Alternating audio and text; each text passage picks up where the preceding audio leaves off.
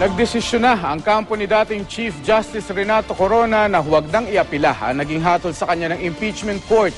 Itinuturing na raw ni Corona na isang saradong kabanata sa kanyang buhay ang kanyang pinagdaanan sa impeachment trial.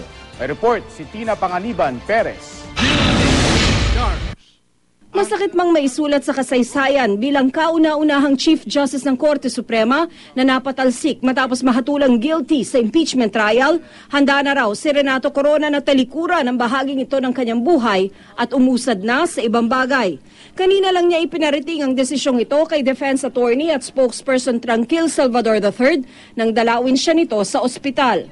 Sinabi niya in these words, no?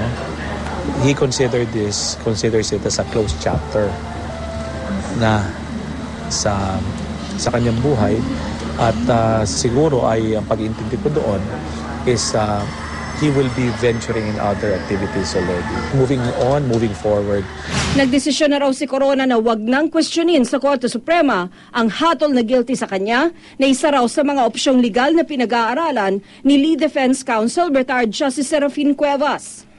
Isa sa mga kinonsidera ni dating Chief Justice Renato Corona sa kanyang desisyon ay ang iiwang marka nito sa mata ng publiko at sa ating kasaysayan. Ayaw raw niyang matandaan bilang punong maestrado na takaw sa pwesto. High ground na siya. Nakita niya kasi nilabas niya yung waiver niya. Ayaw niya maalala parang kapito ko siya dun sa posisyon. At dahil umiiwas sa stress si Corona, di na raw ito tumututok sa mga balita.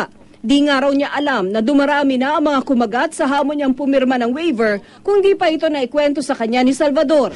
Sa ngayon nakakonfine pa rin sa ospital si Corona, pero maaaring makalabas na raw ito sa ospital sa lalong madaling panahon. Ilang araw na lamang ay pwede na siya makauwi. At nakakausap naman na siya. I think he has improved. Pero binabantayan talaga doon yung puso Dahil tapos na ang impeachment trial, tapos na rin ang pagsaserbisyo ng defense team kay Corona. Si Salvador, handa nang bumalik sa private law practice at sa pagtuturo.